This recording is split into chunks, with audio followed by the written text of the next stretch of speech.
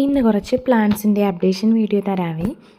ഇത് നമ്മുടെ പുതിയൊരു റോസാണ് കേട്ടോ. പേരോ വെറൈറ്റിയോ ഒന്നും എനിക്കറിയില്ല. നല്ല ഭംഗിയുള്ള റോസായിരുന്നു കേട്ടോ. 2 മുട്ടുകളുണ്ടായിരുന്നേ. അതിൽ ഒന്ന് വിരിഞ്ഞിട്ടുണ്ട്, ഒന്ന് വിരിഞ്ഞിട്ടില്ലേ.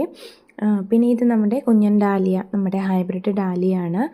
ഒത്തിരി മുട്ടുകളുണ്ടായിരുന്നു. എനിക്ക് തോന്നുന്നു ചിലപ്പോൾ ഈ മുട്ടുകൾ വിരിയുന്നത് വരെ ആയിരിക്കാം ഈ ഒരു പ്ലാന്റ് നിലനിൽക്കുന്നതെന്ന് കേട്ടോ. സാധാരണ ഹൈബ്രിഡൊക്കെ അങ്ങനെയാണല്ലോ. പിന്നെ ഇത് 10 മണിയാണോ 8 മണിയാണോ എന്നൊന്നും എനിക്കറിയില്ല കേട്ടോ. എന്തായാലും രാവിലെ വിരിഞ്ഞു കഴിഞ്ഞാൽ വൈകുന്നേരം വരെ ഉണ്ടാവുകയെ.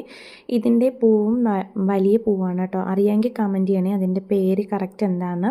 പിന്നെ ഇത് നമ്മുടെ ആമ്പൽ പോട്ടാണ് കേട്ടോ.